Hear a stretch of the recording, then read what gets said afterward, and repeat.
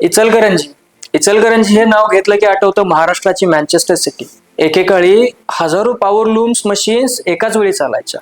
इथे श्रीमंत नारायणराव घोरपडे सरकार यांचं खूप मोठं योगदान आहे. त्या काळी त्यांनी शिक्षण संस्था, पाणी, हॉस्पिटल्स आणि इतर सर्व क्षेत्रामध्ये त्यांनी मोलाची कामगिरी केलेली. आज इचलकरंजीमध्ये सुमारे 1,25,000 यंत्रमाग आहेत, यार्निंग युनिट्स आहेत, गारमेंट्स आहेत आणि प्रोसेसिंग हाऊसेस पण आहेत. आणि या सर्वांच्या पाठीमागं येथील कामगार आणि व्यावसायिक यांचं मोलाचं कष्ट. तर मित्रांनो, आज आपण कोणत्या विषयावर बोलणार आहोत हे आपल्याला समजलं असेल. आज आपण बोलणार आहोत महाराष्ट्राची मँचेस्टर सिटी इचलकरंजी बद्दल. तर चला तर मग आज आपण अशा व्यक्तिमत्वांना भेटूया ज्यांनी त्यांचं आयुष्य शून्यातून उभा केलं आहे आणि त्यांचे चिरंजीव पण त्यांच्या या प्रवासामध्ये खांद्याला खांदा लावून त्यांची साथ देत आहे. तर आज आपल्या सोबत आहेत श्री संजय झुंजकर सर आणि त्यांचे चिरंजीव श्री गणेश झुंजकर सर. चला तर मग आपण त्यांच्या प्रवासाची कहाणी त्यांच्याकडूनच ऐकूयात. नमस्कार sir, life like a reel podcast चॅनलमध्ये आपलं सहर्ष स्वागत आहे. ज्या काळी तुम्ही तुमचं हा जीवन प्रवास सुरू केलात त्यावेळेस जागा होती ना पैसा, तर मग ह्या व्यवसायाची सुरुवात तुम्ही कशी केली? 1983 साली इचलकरंजी इथे काम करण्यानिमित्त आलो. 10 वर्षे काम केल्यानंतर पहिलं 93ला मी 4 लोन घेतले. असे करत करत धंदा करत करत 4चे 8 केले, 8चे 12 केले. मी स्वतः 2004च्या टायमात थोडंसं मला अटॅक आला होता. त्या टायमाला परत म्हटलं तरी माझा पुनर्जन्म झालेला नाही. 3 मिनिटं हृदय बंद असताना परत माझं हृदय चालू झालं.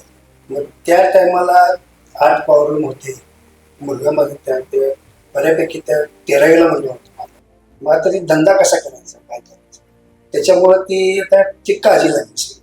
मग डॉक्टरनी जर सांगितलं की बाबा तुमचं ते बायपास करायला पाहिजे. मग आम्ही विचार केला की बायपास करायचं म्हटलं की 3 लाख 4 लाख लागणार. मग आपण आणणार कुठलं? मग त्या हिशोबावर मी असं विचार केला की 3-4 लाख रुपये आपल्याला घालण्यापेक्षा त्याच्या अजून 8 मशीन घेऊया. पहिल्या तर आपल्या 8 झाले, परत 8 घेऊया, मुलग्याचे जीवन सुखी होईल असं मी धाडशी निर्णय घेतला त्याने. आणि दैवानं माझी परिस्थिती आता चांगली आहे व्यवस्थित त्याविषयी. मग त्या काळात मी असं माझा पूर्ण धंदाच बंद पडला. मी स्वतः एकटा करतो ना त्या टाइम. आता धंदाच माझा बंद पडला. मग मुलग्याने काय केलं, कॉलेज करायचं, परीक्षा चालू होती, पेपर द्यायचा, कारखाना द्यायचा. त्याने स्वतः जातीने लक्ष घेतले की बाबा काय करायचं असते, कुठे नक्षी काय उपयोगायचे असते, कसं कापड करायचं असते, काय असते. त्याला पूर्ण कारखान्यात पूर्ण आपलं ती कारखान्याचं सगळं आविष्कार केलं. माहिती घेतली पूर्ण कारखाना कसा चालवला जातो याची भरपूर माहिती घेतला. मग तिथून पुन्हा नंतर डेव्हलप करत करत 2007 पर्यंत मग पुन्हा 4चा 8, 8चं 12, 12चं 16, 16चं 24 असं मी माझ्याकडे 2007 पर्यंत माझे 24 लूम झाले. मग 10-2007ला मग मुलगा जोपर्यंत ट्रेन झाला चांगला, त्यामुळे पप्पा आपण स्वतः प्रोडक्ट करूया, स्वतः प्रॉडक्ट करूया. आपण जे आता बाहेरच्या जॉबवरून जे आणतो, जॉबची म्हणजे ट्रेडिंग मधून जॉबवरून मी बांधतो, त्यांचं माल काढून देतो, जॉबवर आपण त्याचे काय असेल घेतो, त्याच्यापेक्षा आपल्याला थोडंसं बेनिफिट ज्यादा मिळेल. तर ठीक आहे, तू कर, मी आहे तुझ्या पाठीशी असा विचार केला. आणि परत आम्ही स्वतः प्रोडक्ट चालू केले 2007ला. मग 7 पासून 17 पर्यंत म्हणजे बरीचशीच प्रगती झाली. आज बऱ्यापैकी माझे 300 पॉवर लूम चालू आहेत. चांगली गोष्ट. मी स्वतःच माझं वैयक्तिक 24 ठेवलंय. आणि जॉबनं मी पहिलं सुरुवातीला 8 असताना 16 असताना जसं जॉबनं आणत होतो, तसं आता मी जॉबना 250 लूमला माझी जॉबने बिंब चालू आहे. ओके, म्हणजे तुम्ही आता त्या लूम्सला तुमचे बिंब देण्याचं काम करता. आणि स्वतःचे पॉवर लूम 24 ठेवलेले आहे. ओके, म्हणजे स्वतः आता तुम्ही स्वतः चालवता 24 स्वतः चालवतो आणि बाकीच्यांना तुम्ही बिंब सप्लाय करता. 250 लूमला जॉबने बिंब दिलेले. अच्छा. आणि त्याच्यासाठी प्लस ज्यावेळेस आम्ही सट लावला 24 मागाचा, मग 24 मग तर थोडस एखाद्या 8 मागाला 16 मागाला हे म्हटलं पप्पा आपण एक बिंब देऊया बाहेर जरा. म्हणलं देऊया, म्हणलं काय असेल असं ते वाढत बऱ्यापैकी आमचं 100 भर झाले. म्हणजे जॉब 70-80, घरचं 24 असं हिशोबाने 100 भर झाले. मग मुलग्याचा विचार आला की पप्पा आपण ज्याला जे बॉर्डर करण्यासाठी जे डिझाईन असतं, ते साडी वगैरे आमच्या पहिल्यापासून साडीचा प्रोग्राम आहे. प्लेन मध्ये काय करत नाही, फक्त साडी नक्षी काय असेल ती नक्षीमध्ये काय ते प्रोग्राम.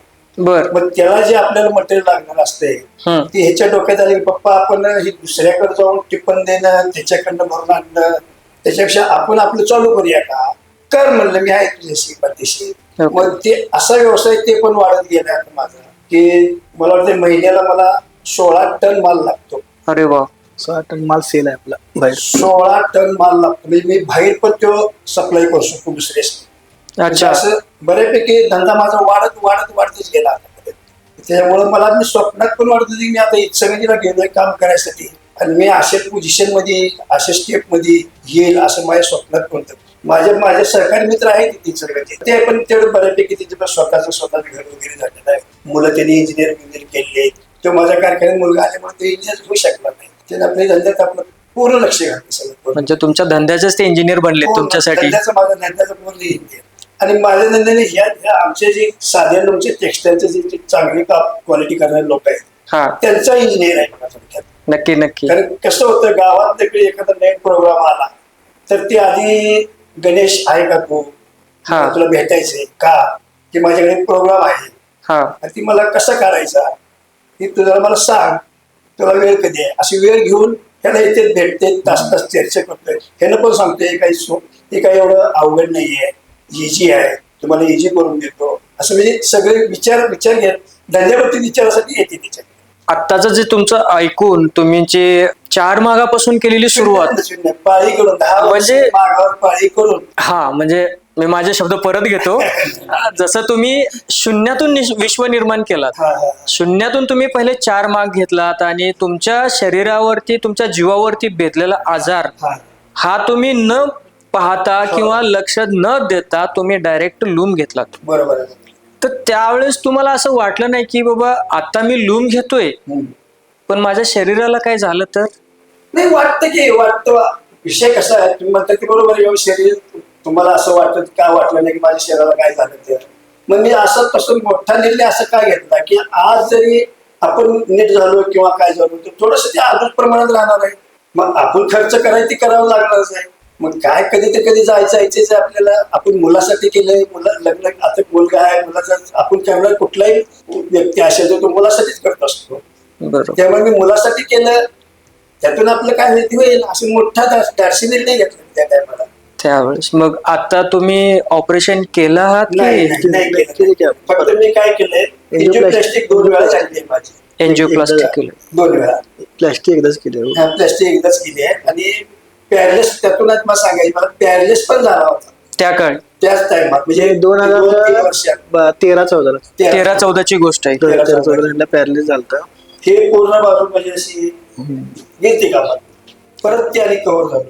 म्हणजे तुमचा प्रवास ऐकल्यानंतर आम्हालाही प्रोत्साहन भेटलं की धाडसी निर्णय कसे घेतले जातात आणि एकदम अशा सिच्युएशनला जाऊन टेकलं होतात की तुम्ही आता तिथून परत येणं शक्य नव्हतं. शक्य नाही. पण त्यावेळेस पण तुम्ही जिद्द दाखवलं.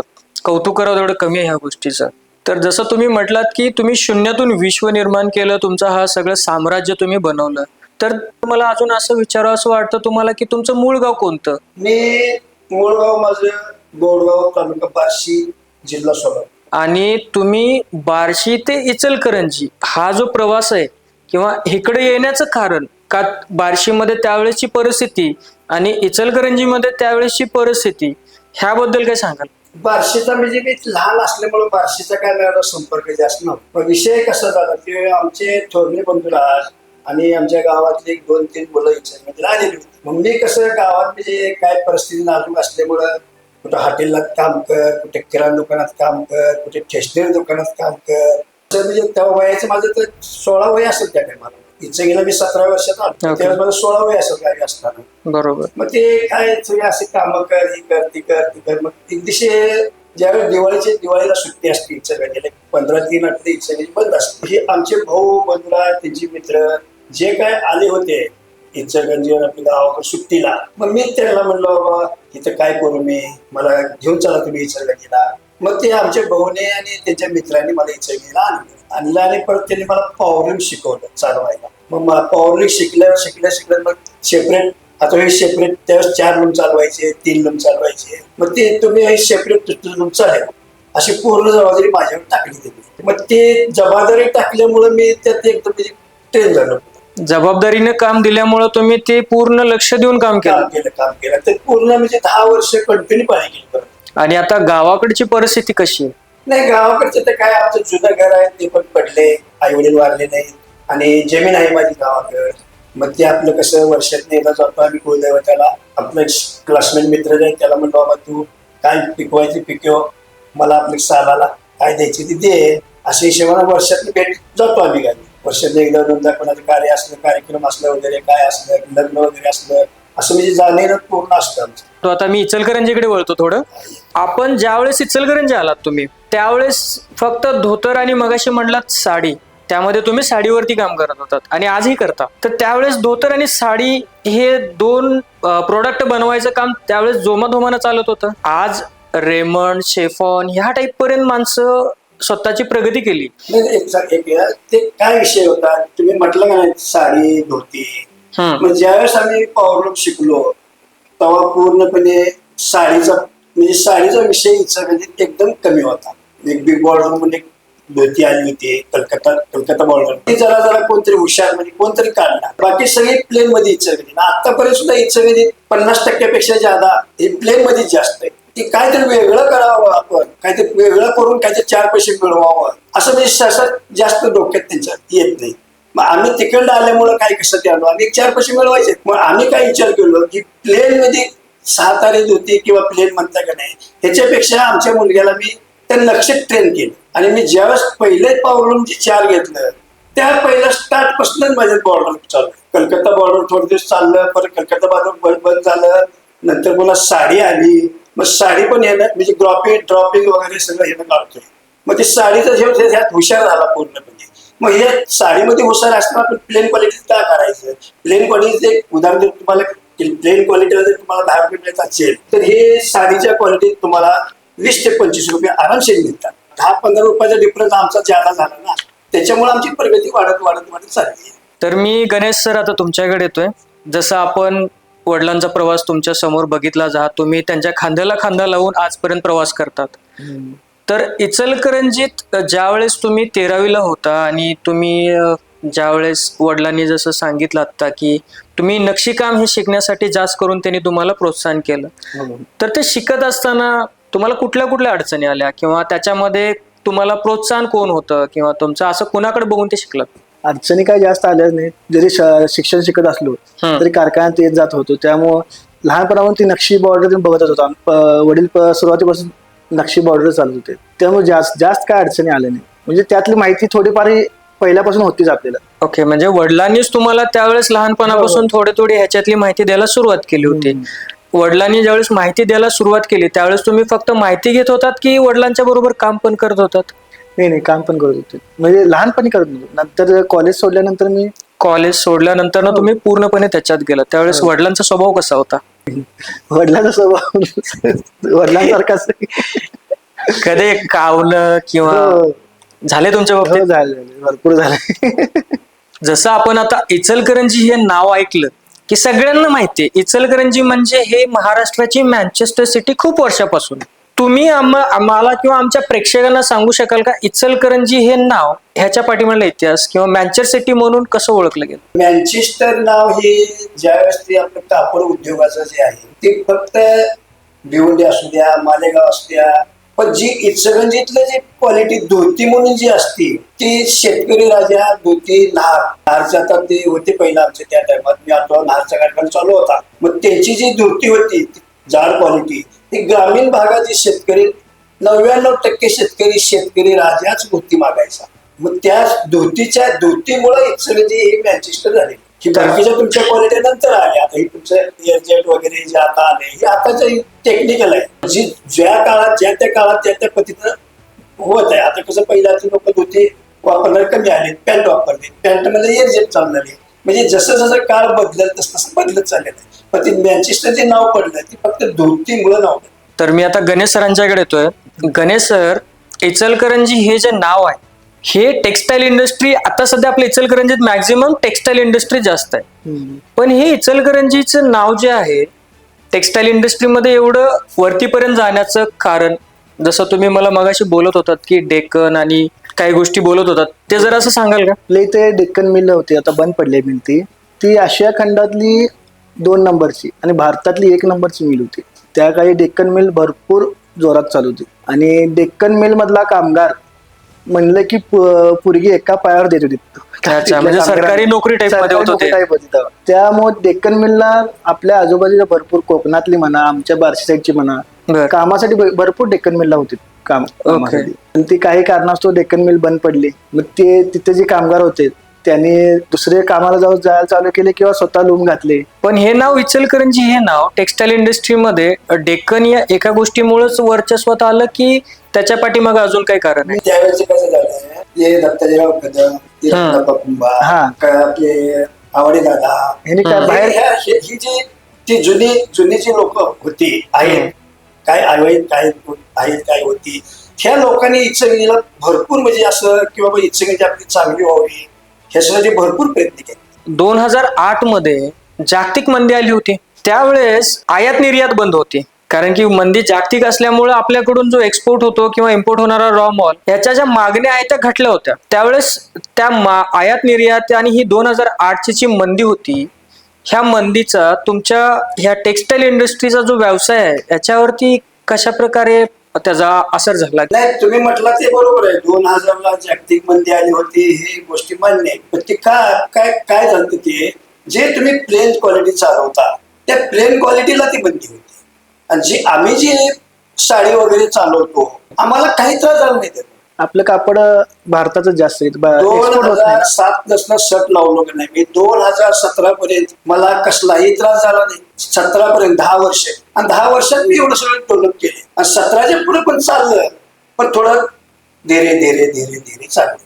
ते आतापर्यंत ते धीरे चालले. आता ही कालच्या दिवाळीपासून आम्हाला थोडंसं समाधान वाटायला लागले. त्यांच्यात थोडंसं आणि बेनिफिट ज्यादा वाढायला लागला म्हणजे दिवाळीपासून. असं काय झालं दिवाळीपासून? मार्केटवर असतं, आपले काही नसतं. अच्छा, म्हणजे मागण्या वाढल्या तुमच्या? मागण्या वाढल्या, मार्जिन वाढते, मार्जिन कमी जास्त होते. हा, हे मार्केटवर डिपेंड आहे. मार्केटवर जशी मागणी जास्त तसं तुमचं मार्जिन जास्त किंवा तुमचा त्याच्या मागला फायदा जास्त. म्हटलं ना, त्यावेळेस ती मागणी एकदम कमी आली. तर आतापर्यंतचा जो प्रवास होता तुमच्या जीवनाचा, किंवा तुम्ही जे सुरुवात केली कामाला, जसं तुम्ही बाहेरून म्हणजे बार्शीतून इचलकरंजीमध्ये आलात, आणि तुमचा जो हा एवढा मोठा प्रवास, वडील म्हणून तुम्ही आणि मुलगा म्हणून यांनी जसं आतापर्यंत आलात, तर याच्यामध्ये तुम्हाला तुमच्या फॅमिलीकडून कशा प्रकारे सपोर्ट भेटला? आमच्या जुन्या भाषेत सांगायचं म्हणजे एका चाकानं गाडी चालत नाही म्हणतात ते. चालत नाही अशातला प्रकार आहे की बाबा एकट्यानं केलंय असं कुठली गोष्ट घडत नाही. अशी भरपूर साथ मला मिळाली की प्रत्येक गोष्टीला साथ मिळाली. मी म्हणतो घरातला विषय नाही, तो घरचा विषय, त्यांचा घरातलं काम त्यांनी करतो विषय नाही. पण ज्यावेळेस मी आपल्या पावरून क्षेत्र कारखान्यात जाऊ शकतोय त्या टायमाला ते माझ्या बरोबरच कारखान्यात असणार. तर जसं आज गणेश सर पण तुमच्या बरोबर खांद्याला खांदा लावून तुम्ही दोघं जण आज व्यवसाय करतात, तर एक वडील म्हणून गणेश सरांच्या बाबतीत तुमची काय भावना असेल?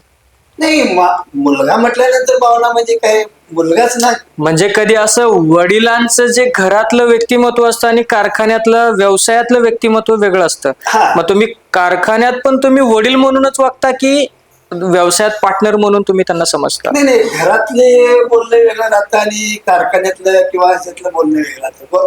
कारखान्यात असलं आपण व्यवसाय विषयानंच बोलायला पाहिजे, व्यवसाय विषयानंच बोलायला पाहिजे. घरातला विषय घरात वेगळा राहणार. म्हणजे वडील म्हणून कारखान्यात नाही? नाही, वडील म्हणून कारखान्यात कधी नाही.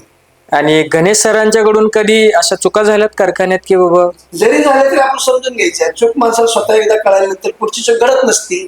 स्वतःला कळाली म्हणजे मला सांगायचा उद्देश म्हणजे काय की पूर्णपणे त्याला नॉलेज सगळ्या गोष्टीचा आहे. बाबा पप्पा आज का नाराज झाले, आपण चुकलो, त्याच्यामुळे आपण पुढे चूक करायची नाही. पुन्हा पप्पा कशाला नाराज होते? अशी कोणती चूक ज्यांनी एकदमच मोठी केली ती तुम्हाला सहन नाही झाली? नाही, असं एवढी मोठी चूक अजूनपर्यंत कुठली केलेली नाही. आणि मला तर वाटतं पुढं भविष्यात पण होईल असं मला वाटत. अजून जसं आता तुम्ही म्हणालात की ह्यांनी 13वी पासून त्यांचं कॉलेज सोडून आता सध्या तुमच्या बरोबर टेक्सटाईल इंडस्ट्रीमध्ये खांद्याला खांदा लावून काम करतात, तर जेव्हापासून गणेश सर तुमच्या व्यवसायामध्ये आले तेव्हापासून काय बदल झाले तुमच्या? ज्या 4 लूमचे आज एवढं मोठं तुम्ही साम्राज्य निर्माण केलं, असं काय गणेश सरांनी त्याच्यामध्ये योगदान दिलं की ते एवढं वरतीपर्यंत ज्यावेळेस तुम्हाला म्हटलं की नाही 2004ला ह्यो कारखान्यामध्ये आला, एक 3-4 वर्षात म्हणजे असं म्हणजे त्याला पूर्णपणे ती व्यवसाय असा डोक्यात घेतला, काय केलं तर काय होते, त्याला काय करायला पाहिजे, म्हणजे असं एवढं पूर्णपणे डोक्यात घेऊन हे आपण असं करूया का, कर मी आहे तुझ्या पाठीशी. तो पण धाडसानं पुढे करत निघाला, मी पण त्याच्या पाठीशी राहिलो. म्हणजे गणेश सरांनी त्यांचं 13वी पासूनचं कॉलेज थांबवून तुमच्या बिझनेसमध्ये किंवा व्यवसायामध्ये तुम्हाला साथ दिली. तेव्हापासून आतापर्यंत प्रत्येक गोष्टीला तुम्ही त्यांना पाठिंबा दिलाय आणि जेणेकरून गणेश सर आज एवढ्या उंचावरती पोहोचलायत. जसं त्यांनी नक्षीकामचं पूर्णपणे बघतात. आता सध्या इचलकरंजीमध्ये नवीन पिढी यंत्रोद्योग किंवा पॉवरलूम कडे वळते, तर त्यांच्यासाठी तुमच्या दृष्टीने काय सल्ला राहील की त्यांनी यावं की नाही यावं? आलेलं चांगलंच आहे, पण कसं आहे आताची नवीन पिढी ही कष्ट करायची त्यांची इच्छा जास्त नाही. आणि नवीन पिढीला जर तुम्ही आपलं प्लेन लूम घातलं, प्लेन क्वालिटीचं लूम घातलं, तर त्याला काय त्यात बेनिफिट मिळणार नाही. त्याच्या जे घातलेल्या रकमेचं ते व्याज तर बँकेचं व्याज पण निघणार नाही रक्कम जर त्यांनी घातली तर. त्यांना मग आमच्यासारखी क्वालिटी काढावं लागणार. आणि आमच्यासाठी क्वालिटी काढायचं म्हणजे मला वाटतं नव्या पिढीत तरी काय आता बऱ्यापैकी कोण नाही त्या. जी आम्ही जी क्वालिटी काढतो ही जर क्वालिटी काढायची त्यांची पूर्णपणे तयारी असेल तर त्यांनी अवश्य या धंद्यात यावं. नवीन काहीतरी करायची इच्छा असेल किंवा डिझाईन काहीतरी नवीन मार्केटमध्ये आणायची असेल, वेगळं करायची जर काही इच्छा असेल तर तुम्ही अवश्य या, काही अडचण नाही. पण जे तुम्ही हाय त्याच प्लेन क्वालिटीमध्ये राहत असेल तर मग ते काही उपयोगाचं नाही. गणेश सर, आता मी तुमच्याकडे येतोय. इचलकरंजीमध्ये जो टेक्सटाईल इंडस्ट्रीचा जो व्यवसाय आहे हा खूप मोठ्या प्रमाणावरती आहे आणि ह्या एवढ्या मोठ्या साम्राज्यामध्ये जर आपल्याला वैयक्तिक टिकायचं असेल तर अशा कोणत्या गोष्टी आहेत ज्या आपण केल्या पाहिजेत? चेंजेस सारखं करणं महत्वाचं आहे. चेंजेस म्हणजे अशा कोणत्या प्रकारचे चेंजेस करायला हवं की आपण काय शिकलं पाहिजे? असं काय क्वालिटी नवीन डेव्हलप करायची, काय तर नवीन क्वालिटी डेव्हलप करायची, काय तर क्वालिटीमध्ये आपण स्वतः इम्प्रूव्हमेंट करायला लागेल. नवीन जे इतरांच्याकडे नाही ते आपण मार्केटमध्ये आणणं गरजेचं आहे. ही झाली पहिली गोष्ट. आणखीन काय सांगते? पप्पा जसं जिद्द चिकाटीनं धंदा करायला पाहिजे. म्हणजे स्वतः कपडे उतरून कामामध्ये येणं गरजेचं नाही आला तरी आपण स्वतः बरमुडा घालून कारखान्यात जाणे आताच्या मुलांना नाही जमत. आताची सध्याची परिस्थिती तुम्ही लक्षात घेता, जसं तुम्ही म्हटलं दिवाळीपासून आता तुमच्या धंद्यामध्ये थोडीशी ग्रोथ आहे, म्हणजे तुम्ही फायद्यात आहात. थोडंसं लॉकडाऊन नंतर गिराईक भरपूर थांबलेलं होतं. आपल्याला लॉकडाऊन नंतर एक क्वालिटी मिळाली होती भिवंडीची, ब्लाऊज पीसची क्वालिटी होती. भिवंडी बंद होतं. आपल्या इथं कामगार सगळे लोकलचे स्थायिक आहेत, त्यामुळे ते काय बाहेर जास्त गेले नाहीत. लॉकडाऊन शिथिल झाल्यावर बाहेरचे जे कामगार आहेत ते त्यांच्या घरी गेले. भिवंडी मालेगावला कामगार सगळे बाहेरचे असल्यामुळे ते घरी गेले. तिथं कामगार नसल्यामुळे तिथल्या क्वालिटी 1-2-3 इकडे आल्या. त्यामुळे लॉकडाऊन नंतर सुद्धा आपलं खूप चांगलं चाललंय. आणि लॉकडाऊन मध्ये काय परिस्थिती होती? लॉकडाऊन मध्ये सुरुवातीला जे कडक लॉकडाऊन होतं त्यावेळेस फक्त आपले लूम बंद होते. त्यानंतर जे दुसरं लॉकडाऊन, तिसरं लॉकडाऊन होतं त्यावेळी आपले लूम काय बंद नव्हते. मग तुम्ही कामगारांना बाहेर जाणं किंवा कारखान्यातल्या कारखान्यातच काम करून इथंच जेवणा डबा घेऊन येणे, इथं जेवणे, इथं जाणे. ओके, म्हणजे तुम्ही कामगारांची योग्य सोय इथं केलं, पण कारखाना वगैरे बंद नव्हता. लॉकडाऊन जे संपल्यानंतर ना तुम्ही सांगितलात की भिवंडीतून 2-3 तुम्हाला डिझाईन्स भेटल्या, क्वालिटी 2-3 क्वालिटी आल्या. त्याच्यानंतर ना तुम्ही त्याचं भरपूर काम केलं आपण. ब्लाऊज पीसची क्वालिटी आणि त्याला जे किनारला यान लागत होतं ते यानचं पण काम आपलं भरपूर झालं. म्हणजे त्यावेळी ना नुकताच मी यानचा धंदा चालू केलता.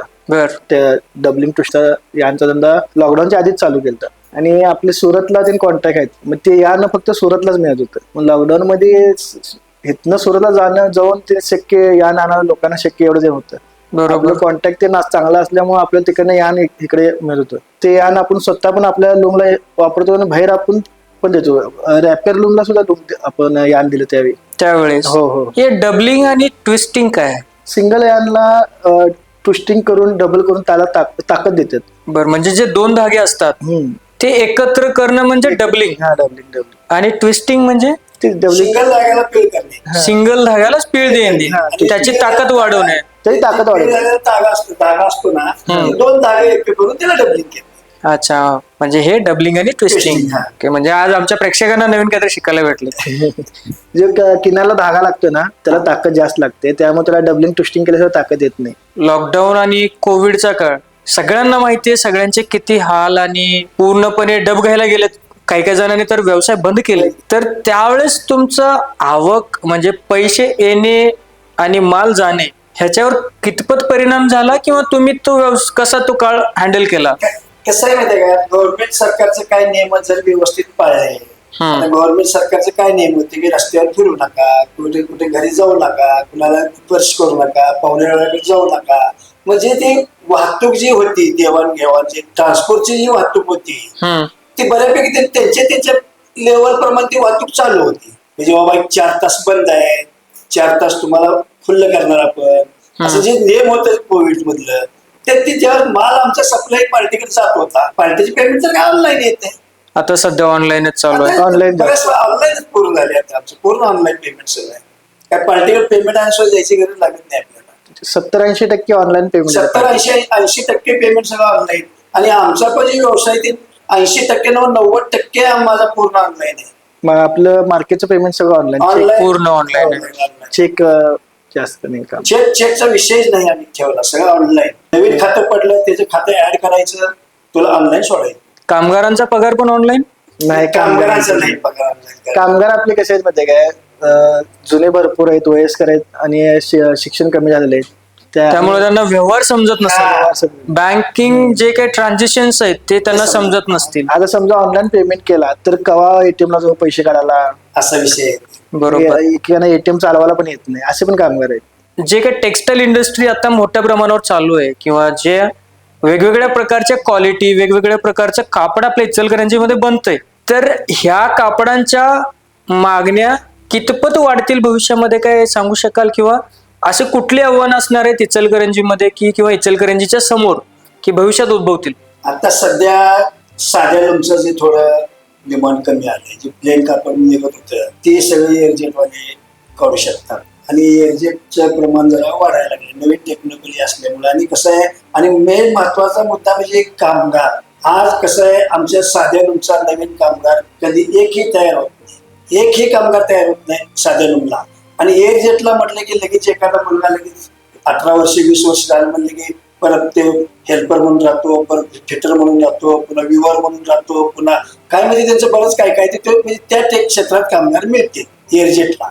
तसं आमच्या साध्या मागाच्या क्षेत्रात कामगाराचं प्रमाण फार घटले. तर जसं आतापर्यंत तुमचा प्रवास मी ऐकला आणि आमच्या प्रेक्षकांनी पण ऐकला, तर या सगळ्या प्रवासामध्ये अशी एखादी व्यक्ती असेलच की जे आतापर्यंत तुमच्या सोबत आहे आणि तुम्ही त्यांना मनापासून धन्यवाद म्हणू शकता किंवा म्हणायची इच्छा आहे, अशी कोण व्यक्ती आहे? त्यांचं नाव सांगू शकाल? नाही, तसं बघायला गेलं तरी मी तुम्हाला खरं सांगू इच्छितो की मी आमचे मित्र आहेत मदनरावजी सीताराम कारंडे, आमचे स्वतः म्हणजे संस्थापक पण आहेत. 89 पासून त्यांची माझी मैत्री आहे. त्यांनी मला माझा म्हणून मला पूर्ण जवळ करून ते थोडस पदावर पण घेतलेलं आहे संस्थेमध्ये. त्याच्यामुळे मला माझी तर अंतकरणात भावना आहे की मी त्या व्यक्तीचा आदर करू शकतो. त्यांना धन्यवाद म्हणायची इच्छा आहे. कधी वेळ प्रसंग आला तर तुम्ही नक्की धन्यवाद म्हणाल या गोष्टी. हा व्यवसाय करत असतानाच समाजामध्ये किंवा तुमच्या कामगार वर्गामध्ये असे काही कामगार असतील किंवा ज्यांना पैशाची गरज आहे किंवा काही आर्थिक मदतीची गरज आहे, तर अशा व्यक्तींना कधी तुम्ही मदत करण्याचा प्रयत्न केलाय? कारखान्यातले कामगार असू देत किंवा बाहेरचे व्यक्तीच? बाहेरच्या व्यक्तीचं मी काय सांगू शकत नाही, पण जे कामगार जे आहेत माझ्या की 100% कामगारला विचारायचं कुठल्या पण, किंवा मी त्याला कशी मदत केली, व तू काय तर घर घ्यायला लागला, किती देणार पाहिजे, त्याला 5-50 रुपये लागले घेऊन जा, मुलगीचं लग्न आहे 5-50 रुपये घेऊन जा, मी अशा कामासाठी मदत केली, बाकी मदत केलेली नाही. आता तुम्ही वडिलांचा अनुभव प्लस तुमचा अनुभव हा तुमचा माझ्या मते वयाच्या 2 पटीने जास्त झाला असेल. कारण की आज तुम्ही 30 असाल तर वडिलांचे 60 आहेत. 60-30 खूप मोठा अनुभव झाला यांच्यासाठी. कारण की हा अनुभव शिकून मिळत नाही किंवा असं कुणाकडं पैसे देऊन मिळत नाही. हा खूप मेहनत करून अनुभव मिळवावा लागतो. ह्या सगळ्या अनुभवामध्ये वडिलांकडून तुम्हाला काय शिकायला भेटलं किंवा काय प्रेरणा भेटली? मी जे काय आज शिकलोय ते सगळं वडिलांकडून शिकलोय. त्यांचे अनुभव जास्त माझ्या कामाला आलेत. प्रेरणास्थान किंवा माझे सर्वस्व काय असतील ते माझे वडीलच आहेत. एक आदर्श म्हणू शकतो हा म्हणू शकतो आपण. आणि धंद्यात त्यांनी भरपूर सुरुवातीपासून मला भरपूर मदत केली. मार्केटमध्ये कसं वावरायचं, मार्केटमध्ये आपलं देवाणघेवाण म्हणजे परचेस असते, व्यवहार असेल व्यवहार प्रत्येक असतो. गोष्टीचा. तो व्यवहार कसा करावा की त्या व्यवहारामध्ये आपल्याला कुठे गालबोट लागू नये. एखादी गोष्टीत आपल्याला 1,000 रुपये नुकसान झाली तरी सुद्धा आपले नाव कुठे खराब होऊ नये ह्याची काळजी घेऊन व्यवहार करावा. हे भरपूर असे काही गोष्टी वडिलांच्याकडून शिकायला मिळालं. आजकाल प्रत्येकाची यशाची व्याख्या वेगवेगळी असते, तसं तुमच्या मते यश म्हणजे काय? नुसतंच पैसे मिळवणे किंवा हे करणे ह्याला यश म्हणू शकत नाही आपण. बरोबर. यशाची व्याख्या ही प्रत्येकाची वेगवेगळी असू शकते. ऑलिम्पिक रनर समजा असेल एखादा, त्याला ऑलिम्पिक मेडल मिळालं म्हणजे त्याला यश मिळालं असं आपण म्हणू शकतो. तसं आमच्या उद्योगामध्ये आम्ही भरपूर यश प्राप्त केलं आहे, पण अजून सुद्धा आम्ही यशाच्या वाटचालीवरच आहे. आम्ही पूर्णपणे यशाकडेच अजून वाटचाल चालूच आहे. जसं वडिलांनी आतापर्यंत हे तुमचं साम्राज्य उभं केलंय, तसं तुम्ही खांद्याला खांदा देऊन आज त्यांना साथ देतात. भविष्यामध्ये तुम्ही ह्याच वाटचाली करणार आहात की काही वेगळं बनवायचं तुम्हाला? ह्या व्यवसाय निगडीत कनेक्टेड जे धंदे आहेत ते आपण करतच राहतो. काय जे आपण यांचं तुम्हाला मध्ये सांगितलं, तो यांचा धंदा पण या धंद्याला कनेक्टेडच होता. ह्यातच अजून नवीन काय तर अजून करता येते का बघायचं.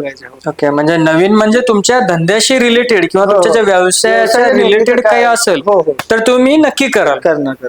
हा प्रश्न आमच्या प्रेक्षकांच्याकडून आलेला आहे की एखाद्या व्यक्तीला जर उद्योजक बनायचं असेल तर हे आत्ताच्या परिस्थितीमध्ये किती कठीण आहे आणि जर सोपं असेल तर ते कसं शक्य?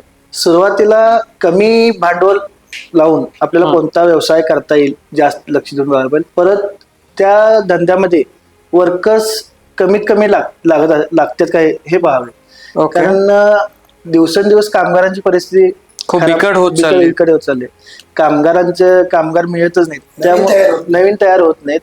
त्यामुळे कमी कामगार आणि कमी भांडवल लागेल असा व्यवसाय निवडावा. आतापर्यंत एवढ्या मोठ्या प्रवासामध्ये किंवा तुम्ही आणि तुमच्या वडिलांनी जो आतापर्यंत एवढं साम्राज्य निर्माण केलं, हे करत असताना तुमच्या अशा डोक्यामध्ये काय स्वप्न होतं का की बाबा आपल्याला असं काही तर बनायचंय किंवा करायचंय काय? नाही, असे काय स्वप्न नव्हते, पण काहीतरी अजून मिळवायचे, अजून काहीतरी करायचे असे करत पुढे आलो आम्ही. आपल्या इथल्या महाराष्ट्रातील लोकांचे विचार असे आहेत की आपलं गाव सोडायचं नाही किंवा विचार जरा बदलला पाहिजे किंवा त्याच्यासाठी धडपड. राजस्थानी गुजराती लोक तिकडून इथं येऊन एवढा मोठा व्यवसाय करतात, त्यांच्याकडनं पण आपण काही शिकायलाच पाहिजे. म्हणजे एखाद्या गोष्टीसाठी आपल्याला गाव सोडावं लागलं तरी गाव सोडायची मानसिक तयारी पाहिजे, तरच ह्या धंद्यामध्ये तुम्ही सक्सेसफुल होता. किंवा जिथं पिकतं तिथं विकत नाही असं काही म्हण आहे. जिथं गरज आहे तिथं जाऊन ते करणं गरजेचं आहे. तर आज आपल्याशी गप्पा मारून खूप छान वाटलं आणि आमच्या प्रेक्षकांना पण तुमच्याकडून खूप काही शिकायला भेटलं असेल अशी आशा करतो.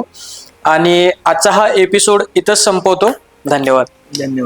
मित्रांनो, प्रत्येक धाग्याच्या मागे गोष्ट असते आणि इचलकरंजीमध्ये ह्या धाग्यापासून बनणाऱ्या कापडा पाठीमागे खूप काही कामगारांच्या आणि व्यावसायिकांच्या कहाणी आहेत. पुन्हा भेटूया नवीन प्रवासासोबत. तोपर्यंत कष्ट करा, स्वप्न बघा आणि एन्जॉय करायला विसरू नका.